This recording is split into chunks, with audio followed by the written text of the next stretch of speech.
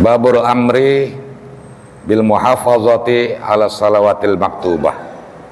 Bab amar, perintah, bil muhafazati, menjaga ala salawatil maktubah, atas salat 5 waktu. Kita diperintahkan untuk menjaga salat 5 waktu, ya. Wa nahyil akid, dan larangan yang kuat, ya. Kita dilarang dengan sangat kuat untuk meninggalkan, ya. Larangan yang kuat, wal wa'id syadid, dan ancaman yang berat, fi tarkihinna, bagi yang meninggalkan sholat 5 waktu. Jadi perintahnya muhafazah, sholat 5 waktu. Nah, ini sholat 5 waktu, ibadah yang Allah perintahkan langsung kepada Nabi tanpa perantara, ya, tanpa perantara. Nabi langsung dipanggil menghadap Allah ke Sidratul Muntaha, di atas langit ke-7. Di situ Nabi kita, Nabi Muhammad SAW, berjumpa, bertemu dengan Allah langsung, dengan mata kepala sendiri, dengan mata kepala, ya. Melihat langsung. Hanya satu-satunya Nabi yang Allah berikan kekuatan untuk bisa melihat, ya. Nabi Allah kasih kekuatan.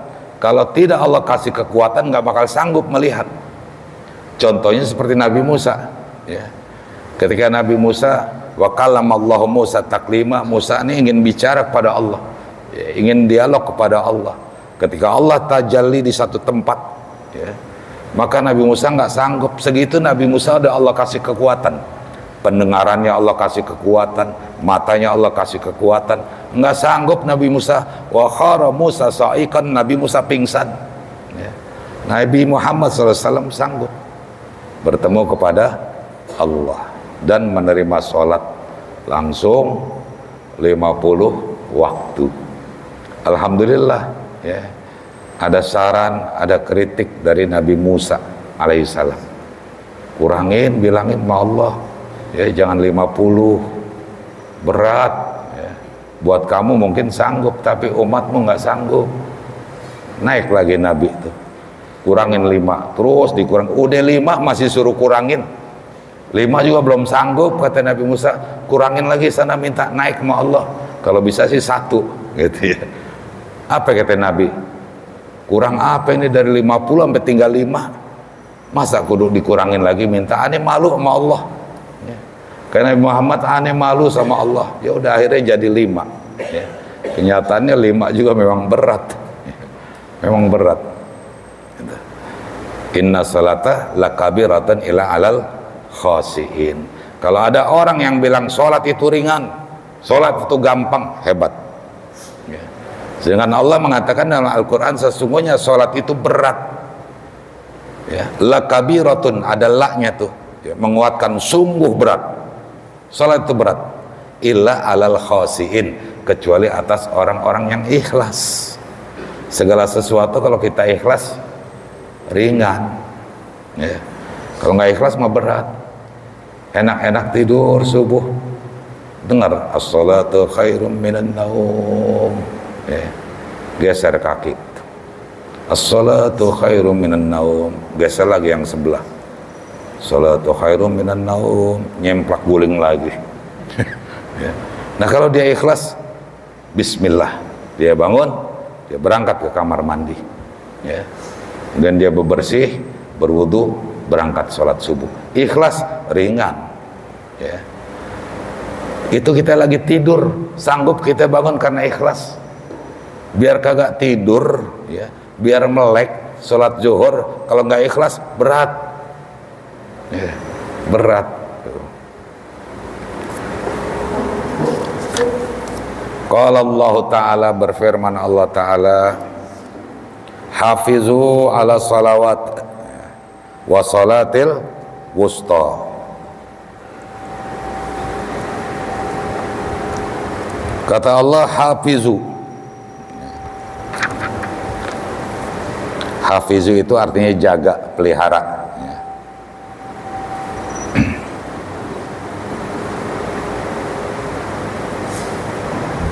Jaga, pelihara, maksudnya dawamu, kamu dawam, jangan putus. Ala salawati, atas salat, yaitu al-mafrudati wa minal muhafazati alaihinna al-ityan bi arkanihinna wa syara'itihinna. Hafizu, jaga olehmu, dawam olehmu, langgengkan olehmu ala salawat, atas salat yang difardukan, tentunya salat 5 waktu. Jaga, dawam, dan kerjakan. Bagaimana cara mengerjakannya?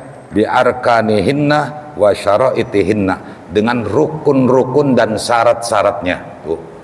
Ya.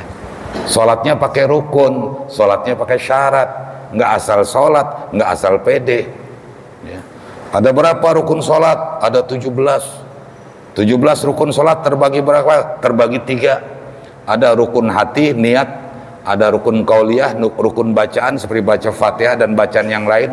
Ada rukun fi'liyah, rukun perbuatan seperti ruku, sujud dan lain-lain. Dia tahu mana yang rukun, mana yang sunnah, mana sunnah abad, mana sunnah hayat, mana syaratnya sholat. Dia belajar. Ini kan ibadah sama Allah. Ibadah ada caranya. Ya. Nggak asal berdiri, nggak asal ruku. Ruku ada caranya, sujud ada caranya, berdiri ada caranya. Ya. Nggak seperti orang berdiri nonton bola. Ruku nggak seperti orang nungging lihat koprok. Ya. Ada cara nih, tangan kita diletakkan di mana, sujud tangan kita bagaimana, posisi dahi gimana, lutut gimana. Ya. Jadi syarat dan rukun-rukunnya. Ini yang Allah perintahkan. Ya. Yang Nabi perintahkan, yang Allah perintahkan, jaga sholat, kerjakan sholat dengan syarat dan rukunnya. Ya, niat aja nggak tahu. Apal saya niat, betul apal niat. Usolli fardhu subhi rakaataini ma'muman lillahi ta'ala, Allahu akbar. Betul kan niat? Ya. Tapi itu sunnah. Wa talaffuzu biha sunnatun, melafatkan niat usolli fardhu subhi, usolli fardhu maghribi, sunnah. Wa mahaluhal qalb, tempatnya niat ada di hati, bukan pada ucapan. Nah, perbuatan yang sunnah, melafatkan usolli fardhu, itu untuk menguatkan niat yang ada di dalam hati. Ya. Kemudian syaratnya niat ada berapa? Ayo, keder lagi. Ya. Gua hafal niat, gua bisa sholat maghrib, bisa sholat subuh, niatnya gua udah hafal. Syarat niat ada berapa? Ya. Harus tahu, niat itu terdiri dari 3 unsur di dalam sholat. Ada qasad, ada ta'arud, ada ta'yin. Qasad itu artinya kita sengaja, memang kita sengaja mau sholat. Ya. Kalau di bahasa Arab kan ya, kata sengaja ini dengan sebutan usolli, aku sengaja sholat. Usolli. Ya. Jadi di hati ini ada qasad, sengaja memang kita mau sholat. Ya. Yang kedua syaratnya harus ta'arud. Apa? Menyebutkan fardunya. Aku niat sholat fardu, sebutin fardunya. Jangan aku sholat maghrib aja. Ya. Fardunya harus sebutin. Supaya apa? Supaya membedakan antara sholat yang fardu dan sholat yang sunnah. Gitu. Kemudian ketiga ta'yin, nyatakan sholatnya sholat apa? Zuhur, subuh, asar, maghrib, isya. Ya. Jadi kalau dilafatkan usolli fardhul maghribi, aku niat sholat fardu maghrib. Ini 3 nih. Ya. Syarat niat, qasad, ta'arud, ta'yin. Jadi begitu kita usolli fardhul maghribi, Allah, di hati kita ucap, aku niat sholat fardu maghrib karena Allah, sah sholatnya. Ya. Kalau cuman usolli fardhu di hatinya kagak, nggak sah. Sebab tempatnya niat di hati, bukan di ucapan. Adapun menyebutkan madhab kiblat, menyebutkan 3 rakaat atau 4 rakaat, itu sunnah. Ya. Itu sunnah. Jadi kalau kita sudah ucapkan aku niat sholat fardu maghrib ya, karena Allah, udah sah. Atau pengen dapat pahala sunat, tambahin fardu maghrib 3 rakaat menghadap kiblat karena Allah. Ya. Dapat pahala sunnah. Niat. Ya. Setelah niat, Allahu Akbar, takbiratul ihram, ya, takbiratul ihram. Ya. Kenapa disebut takbiratul ihram? Takbir pertama itu ketika kita mulai sholat, Allahu Akbar, disebut takbiratul ihram. Ya. Disebut takbiratul ihram karena ketika kita sudah niat lalu melafazkan Allahu Akbar, maka yang halal-halal menjadi haram. Makan haram, minum haram, ya. Sholat batal gitu. Nah setelah takbiratul ihram, nanti kita mau turun ruku, Allahu Akbar, kemudian bangun ruku sampai Allah liman hamidah, turun sujud, Allahu Akbar, itu namanya takbir intikal, ya. Takbir pindah dari satu rukun kepada rukun yang lain. Aduh, kita ngaji sholat aja nggak kelar-kelar, ya. Emang sholat kita belum benar, sholat kita belum rapih, ya. Jadi pelan-pelan kita rapihin caranya, ya. Itu caranya, belum adabnya, adab sholat. Sholat punya adab, ya. Adab kita sama Allah, adab kita sama Rasul, adab kita sama agama kita, ya. Adab kita sama orang tua, adab kita sama sesama, ada adabnya semua, gitu. Nah sehingga kalau kita sholatnya udah rapi, caranya benar, ilmunya tahu, kemudian adabnya dia pakai, maka baru dia dapat buahnya sholat. Apa? Bisa mencegah perbuatan yang keji dan yang mungkar, gitu. Ya. Jadi sholat itu hakikatnya Allah mengajarkan kita, ya, supaya memanusiakan manusia, ya. Supaya kita sadar bahwa kita ini bukan siapa-siapa. Kita lahir ke dunia bukan maunya orang tua kita, maunya Allah, ya. Maunya Allah. Ada orang tua pengantin baru pengen punya anak, udah siap-siap beli sepatu bayi, beli pakaian bayi, ternyata mandul. Allah nggak berkehendak. Ada yang belum pengen punya anak, ternyata Allah kasih. Jadi wujud kita bisa hadir ke dunia itu sudah kehendak Allah. Tapi apa kata Allah? Wa ma khalaqtul jinna wal insa illa liya'budun. Tidak aku ciptakan jin dan manusia kecuali untuk menyembah dan beribadah kepadaku. Allah nggak maksa, ya. Meskipun Allah katakan untuk menyembah dan beribadah kepadaku, kalau mau, kalau nggak mau Allah nggak rugi. Kita nggak mau sholat, kita nggak mau nyembah Allah, Allah nggak rugi. Kita rajin nyembah Allah, kita rajin sholat dan ibadah-ibadah yang lainnya, Allah nggak untung. Kata siapa Allah untung? Ya. Semua berbalik ke badan kita sendiri, ya. Berpulang ke badan kita sendiri. Sholat, ya, berjamaah di saf depan, barisan pertama, bukan khusus buat pejabat, bukan khusus buat orang kaya, ya. Bukan khusus buat pengurus, siapapun boleh, ya, duduk di depan, ya, baris di depan. Ini artinya kita hidup, ya, harus saling memanusiakan manusia, ya. Kali ada jangan saf depan khusus pejabat, khusus orang kaya, orang miskin dikoblak aja, ya. Orang miskin belakang aja, gitu. Depan orang kaya, gitu. Atau diatur biar cakep nih, ya, di depan yang tinggi-tinggi, yang pendek-pendek di belakang, gitu. Nggak bisa seperti itu, ya. Mau orang kaya, mau orang susah, mau orang miskin, mau orang itu gemuk, kurus, tinggi, bebas dia mau berdiri di depan, ya. Kemuliaan itu tidak dilihat dari status. Kemuliaan itu di sisi Allah dilihat dari ketakwaannya. Inna akramakum indallahi atqakum. Sesungguhnya yang paling mulia di sisi Allah adalah orang yang bertakwa. Nah, di situ kita diajarkan, ya.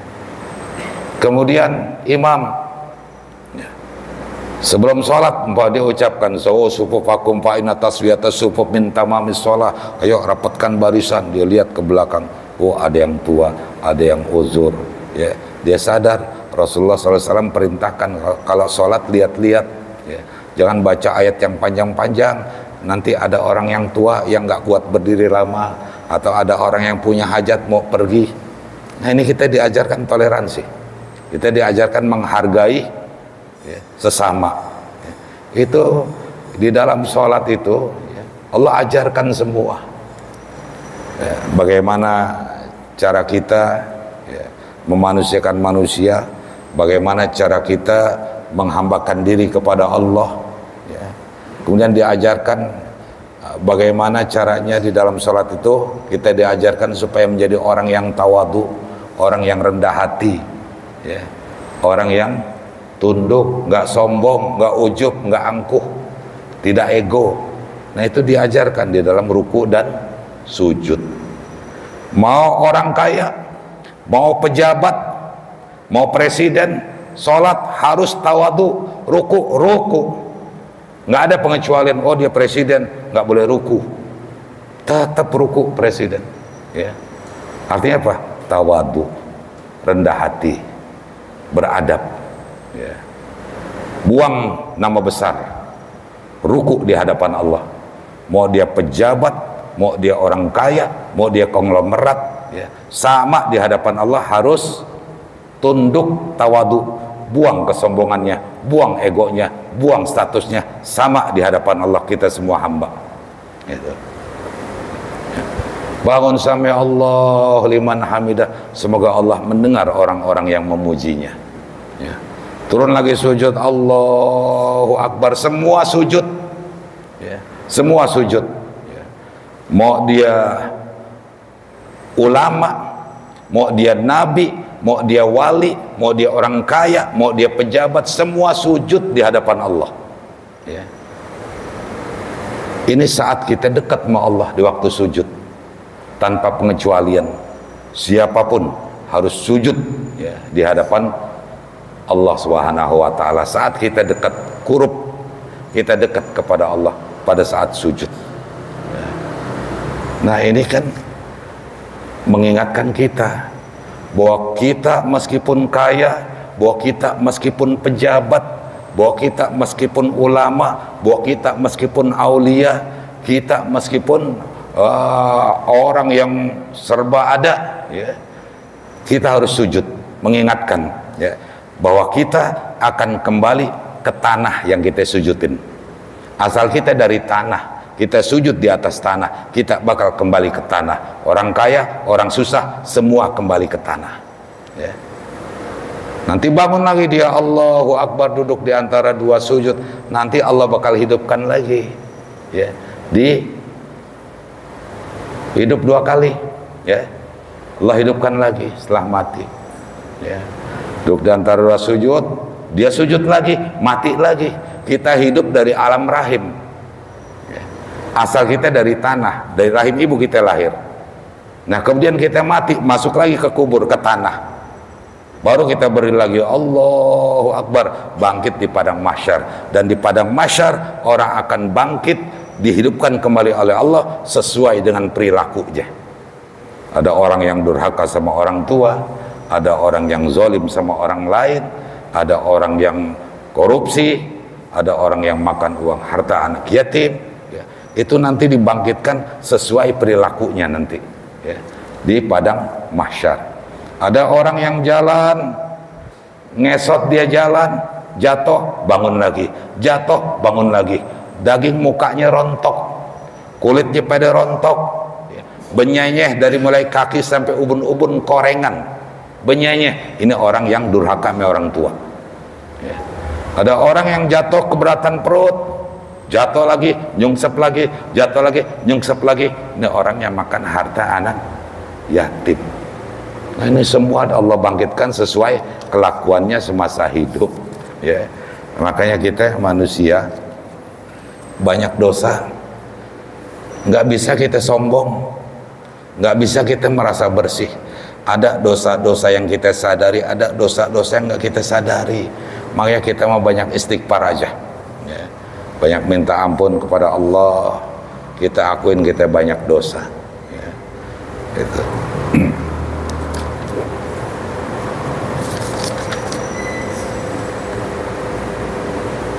Wa qala ta'ala, hafizu, jaga olehmu ala salawati atau salat 5 waktu, wa salatil wusta, dan salat wusta.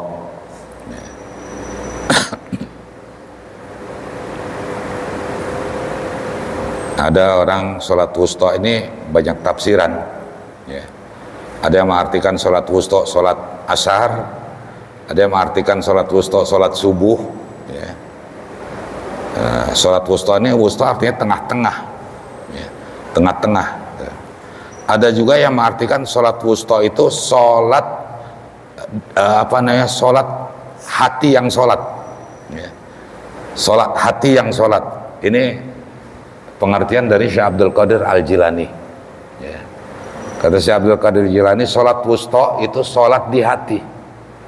Orang yang setelah dia sholat, dia tetap sholat. Ya. Gimana coba? Sholatud daim, sholat yang langgeng. Habis sholat dia masih sholat. Ya. Itu orang-orang yang menjadikan hatinya masjid. Hatinya dijadikan masjid. Ya. Nih, jadi dia sholat terus. Ya. Nah, jadi Allah ada di hatinya, kiblat ada di hatinya, masjid ada di hatinya. Kalau kita ke masjid nyari Allah, ketemu enggak? Masuk kita ke pemimbaran, sholat karena Allah, sholat di hadapan Allah. Ada enggak Allah di depan kita? Adakah Allah di hadapan dinding? Ada enggak Allah di hadapan Ka'bah? Kita cari Allah kemana? Di hadapan Ka'bah, di pemimbaran kita cari. Ya. Allah ada di mana? Di hati kita. Pada saat kita salat Allahu Akbar, di mana Allah? Hati. Ya. Ini yang dimaksud oleh Syekh Abdul Qadir Jilani. Jadikan hati kita masjid. Itu. Ya, hatinya jadi masjid. Wa qala ta'ala, dan berfirman Allah Ta'ala, fa in tabu wa aqamus sholata wa atuz zakata fakhallu sabilahum. Fa in tabu, maka jika mereka bertaubat. Jika kita taubat kepada Allah, syaratnya ada 3. Ya. Salat ada syaratnya, taubat ada syaratnya 3. Enggak cukup salat taubat. Ya. Dia salat taubat tapi syarat taubat kagak, enggak sah taubatnya. Ya. Syarat taubat ada 3. Yang pertama nyesel. Yang kedua, janji nggak akan ngulangi. Yang ketiga, narik diri dari perbuatan itu. Ya. 3. Kalau 3 syaratnya sudah terpenuhi, maka tobatnya diterima. Ya. Ingat ame dosa besar kita. Ya, dosa kecil kita ingat, dosa besar kita ingat. Dosa kecil Allah hapusin. Kayak kita duduk di majelis begini, ini dosa-dosa kecil kita Allah hapus. Tapi dosa besar enggak, kudu ditaubatin. Ya. Ingat-ingat dulu kita pernah ngelakuin dosa, oh kita taubatin. Astagfirullahalazim, ya Allah saya mohon ampun. Di hati ada penyesalan, janji nggak akan ngulangin, narik diri dari perbuatan itu, sah taubatnya. Ya. Jadi nggak cukup istighfar, astagfirullahalazim, 3 syarat itu nggak ada di hatinya, nggak sah taubatnya. Ya. Nggak sah taubatnya itu. Dan ciri orang yang taubat, wa aqamus sholat, dan mereka mendirikan sholat. Taubat tapi kagak mendirikan sholat, nggak taubat, namanya bohong. Ya, itu. Fa in tabu, maka jika mereka bertaubat dengan 3 syarat yang terpenuhi, wa aqamu, lalu mereka mendirikan as-sholat, wa atuz zakata, dan mereka menunaikan zakat. Ya, usahanya lancar, usahanya bagus, penghasilannya lumayan, dan memenuhi syarat untuk mengeluarkan zakat. Tapi dia nggak keluarin, ya. Yang dia keluarin yang ringan, zakat fitrah, zakat mal kagak, gitu. Zakat mas kagak, zakat fitrah doang. Ya. Fakhalu,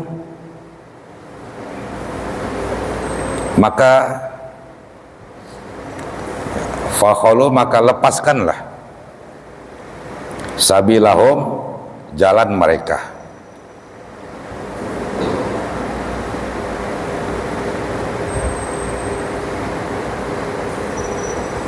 Nah ini ayat, ya.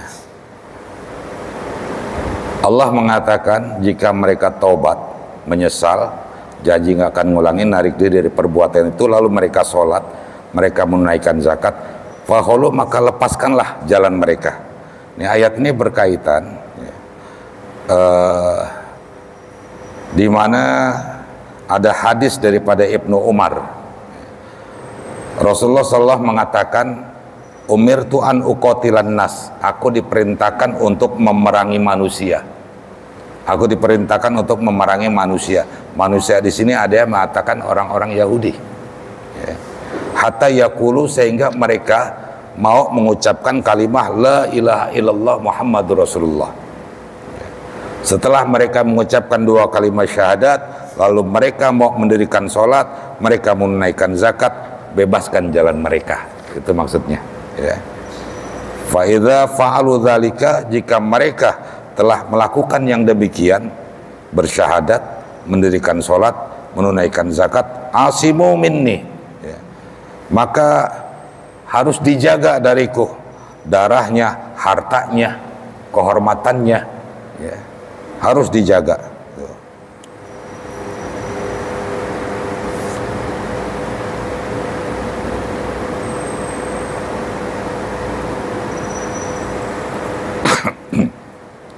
Nah, itu ayat berkaitan dengan orang-orang dahulu. Wa an Ibnu Mas'udin radhiyallahu anhu, dan dari Ibnu Mas'ud radhiyallahu an, qala, ia berkata, sa'altu, aku bertanya Rasulullah kepada Rasulullah sallallahu alaihi wasallam, ayul a'mali afdal, amal apa yang paling utama? Ya. Ayul a'mali afdalu, amal apa yang paling utama? Ya Rasulullah, amal apa yang paling utama? Qala, kata Nabi, as-salatu ala waktiha, salat atas waktunya. Ya. Apa yang dimaksud dengan salat atas waktunya? Ya. Salat waktunya luas, panjang. Salat Johor panjang waktunya. Ya.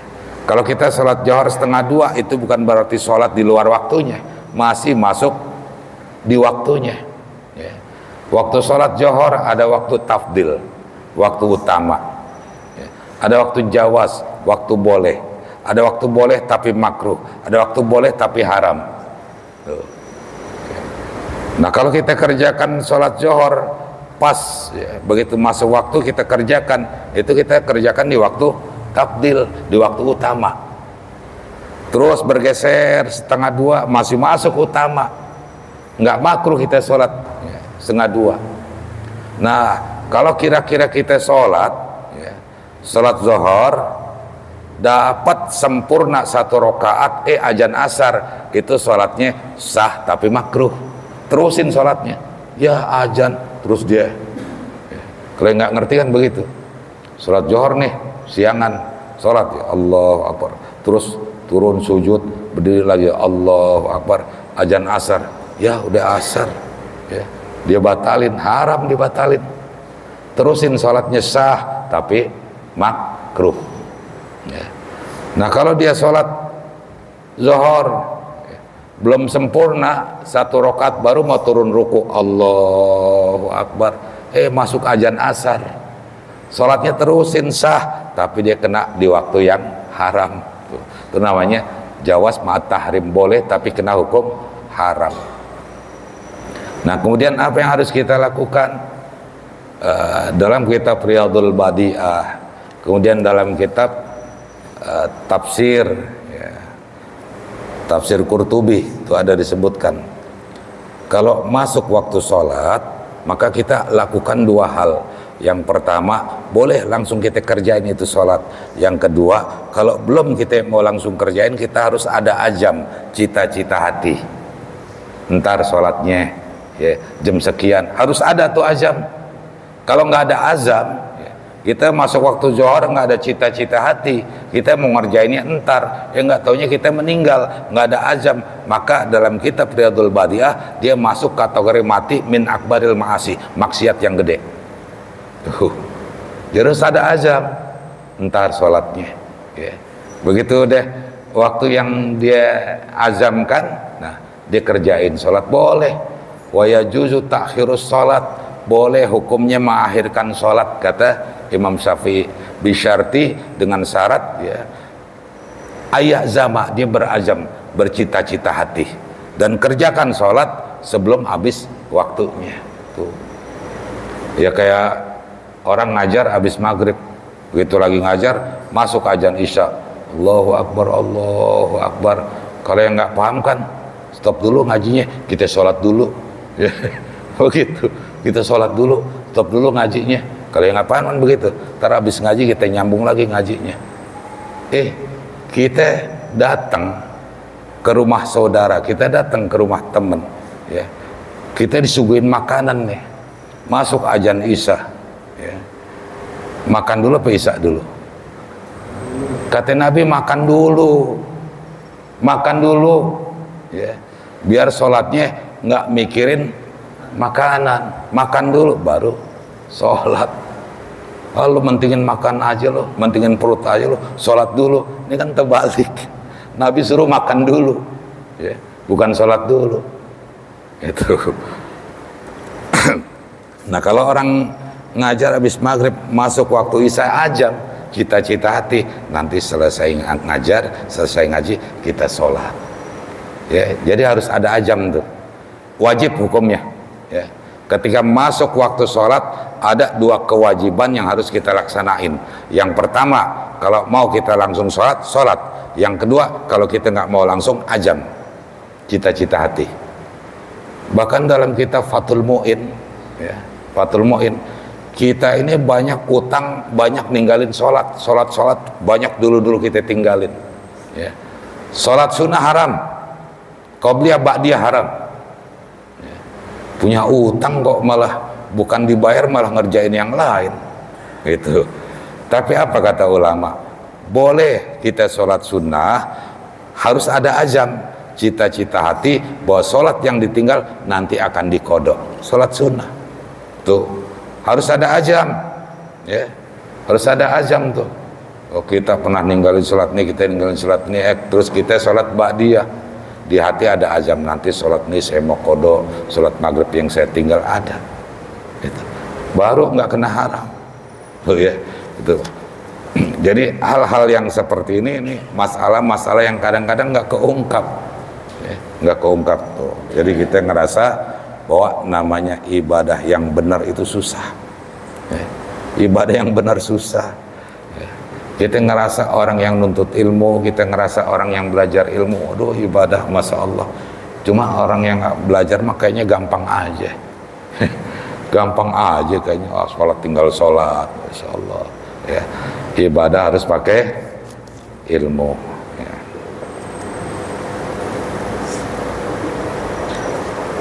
Jadi Nabi jawab, ya, amal yang paling utama adalah sholat atas waktunya.